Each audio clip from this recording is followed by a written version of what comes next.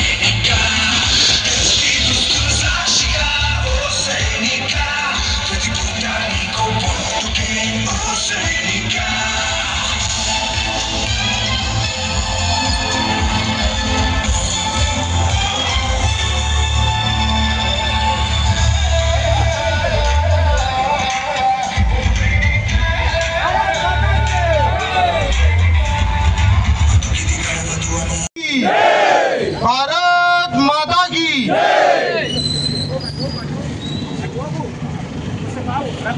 April 22న పహల్గామ్లో జరిగిన ఆతంక దాడి మీకు తెలుసు అందరికీ 25 మంది భారతీయ పౌరులను ఒక నేపాలీ పౌరుణ్ణి దారుణంగా పాకిస్తాన్ టెర్రరిస్టులు వచ్చి చంపడం జరిగింది.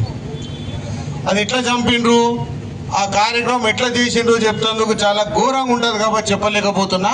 ఇక్కడ ప్రతి ఒక్కరికి తెలుసు ఏం జరిగింది అన్నది. దానికి జవాబుగా మన ప్రధానమంత్రి నరేంద్ర మోడీ గారు పాకిస్తాన్ దేశంకి హెచ్చరించిండ్రు, మీ టెర్రరిస్టులు ఎక్కడో మాకు తెలుసు అని చెప్పి 23 నిమిషాల్లో 9 టెర్రరిస్ట్ సంబంధించిన స్థావరాలను మొత్తం పేల్చి భూస్థాపితం చేసిన ప్రధానమంత్రి మన నరేంద్ర మోడీ గారు. ఈ రోజు ఆ పరిస్థితి తర్వాత పాకిస్తాన్ వాళ్ళు వచ్చి కాళ్ళు మొక్కి కాంప్రమైజ్ కంట్రీ దయచేసి సీజ్ ఫైర్ చేయండి అన్న కాళ్ళు మొక్కితే అమెరికా దగ్గరికి పోతే అప్పుడు కానీ మన ప్రధానమంత్రి సాధించలేదు. ఇంకో ముఖ్యమైన విషయం ఈ పసుపు గడ్డకెళ్ళి చెప్తున్నాము, ఆడతల్లులకు పసుపు కుంకుమ తొలగించిన పాకిస్తాన్ లో జవాబు చెప్తందుకు ఈ ఆపరేషన్ కి ఆపరేషన్ సింధూర్ అని పేరు పెట్టి ఈ గడ్డ మీద శివాజీ, రాణా ప్రతాపే కాదు ఝాన్సీ లక్ష్మీబాయి కూడా ఇదే గడ్డ మీద పుట్టింది అని చూపెట్టిన మహాన్మాడు నరేంద్ర మోడీ గారు. ఈ విషయం ప్రతి ఒక్కరు గుర్తుంచుకోవాలి. ఈ రోజు నరేంద్ర మోడీ గారు ఉన్నారు కాబట్టి ఈ రోజు ఈ పరిస్థితి మనకు వచ్చింది. కళ్ళ లేపుకొని ప్రపంచంలో తిరిగే పరిస్థితి మనకు వచ్చింది. మీరు అడగొచ్చు నన్ను, ఈ ఆపరేషన్ సింధూర్ మన సైనికులు చేసింది మన నరేంద్ర మోడీ గారు తీసుకుంటున్నారు అని. ఆ టెర్రరిస్ట్ పాకిస్తాన్ దుర్మార్గులు చెప్పిన మాట, మన మహిళలకు వాళ్ళ హస్బెండ్లను కాల్చుకుంటా చెప్పిన మాట పోయి మీ నరేంద్ర మోడీకి చెప్పుండ్రి అని చెప్పిండ్రు. ఆ మాటకి జవాబుగానే ఈ ఆపరేషన్ సింధూర్ మొదలు పెట్టాక 23 నిమిషాలకు ముగించిన దేశం మనది ఒకటే ప్రపంచంలో. ఈ రోజు ప్రపంచం మనం తయారు చేసిన వెపన్స్, మనం తయారు చేసిన ఆయుధాలను, బ్రహ్మోస్ కానీ, ఆకాశ్ కానీ, అగ్ని కానీ, క్షిపణులను 150 దేశాలు ఈరోజు మేము కొనుక్కుంటామని వస్తున్నారు అంటే అది ఎంత సక్సెస్ఫుల్గా నిర్వహించిందో మీరు ఆలోచించాలి.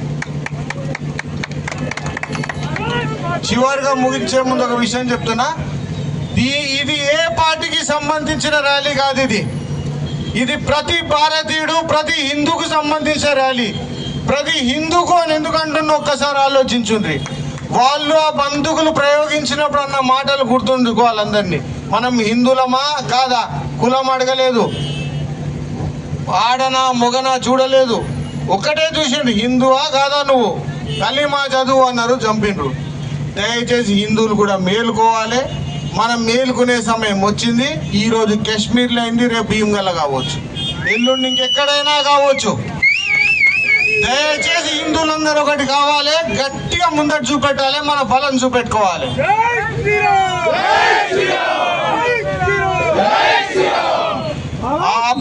ఆ బార్డర్ మీద హిందూ సింహాలు చూపెట్టిన ధైర్యంకే ఈరోజు దేశం అంతా భయపడుతుంది భారతదేశానికి.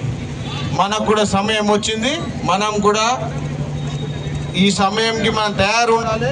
రేపు ప్రొద్దున ఏ అవసరం వచ్చినా కానీ హిందువులకు ఎప్పుడైనా అవమానం జరిగే పరిస్థితి వస్తే ముందుకు వచ్చేది చేయాలి. ప్రతి ఒక్క కంకణ బద్దులే నిలబడాలి. చివరిగా ముగించే ముందు మన ప్రధానమంత్రికి ధన్యవాదాలు తెలియజేస్తున్నా. మనం చిన్న పిల్లల కాపాడుకొని, కడుపులో పెట్టుకొని కాపాడుకొని 9 ఉగ్రవాద వాళ్ళ స్థావరాలను మొత్తం భూస్థాపితం చేసినందుకు కృతజ్ఞతలు తెలియజేస్తున్నా. అందరికంటే ఇంపార్టెంట్ మన సైనికులు మనం తలకాయ లేపుకొని తిరిగే విధంగా మొత్తం యుద్ధంని వన్ సైడ్ చేసి మనం గెలిపించినందుకు వాళ్ళకు కూడా ధన్యవాదాలు తెలియజేసుకుంటూ ఎప్పటికీ రుణపడి ఉంటాం, సైనికులకు ఎప్పటికీ రుణపడి ఉంటామని తెలియజేసుకుంటూ ముగిస్తున్నా. భారత్ మాతాకి విజయవంతం చేసినటువంటి మన మండలంలోని అందరు కార్యకర్తలందరికీ పేరు పేరున ధన్యవాదాలు తెలియజేసుకుంటూ, అలాగే మరి ఈ కార్యక్రమానికి ముఖ్య అతిథిగా విచ్చేసినటువంటి మన తెలంగాణ బీజేపీ రాష్ట్ర కార్యవర్గ సభ్యులు డాక్టర్ మల్లికార్జున రెడ్డి అన్నగారికి, అలాగే మన నియోజకవర్గ కన్వీనర్ అయిన మోహనన్న గారికి, మన జిల్లా ఉపాధ్యక్షులు నిమ్మల సీనన్న గారికి, అలాగే పాల్కొండ నియోజకవర్గంలోని అన్ని మండలాలకు సంబంధించి వచ్చినటువంటి మండల అధ్యక్షులందరికీ పేరు పేరున, అలాగే పదాధికారులందరికీ పేరు పేరున, అలాగే మండలంలోని అన్ని గ్రామాల నుంచి వచ్చిన శక్తి కేంద్ర ఇన్ఛార్జీలకు, బూత్ అధ్యక్షులకు, పదాధికారులందరికీ పేరు పేరున ధన్యవాదాలు తెలియజేసుకుంటూ ఈ కార్యక్రమాన్ని ముగిస్తున్నాం. జై హింద్. భారత్ మాతా కీ.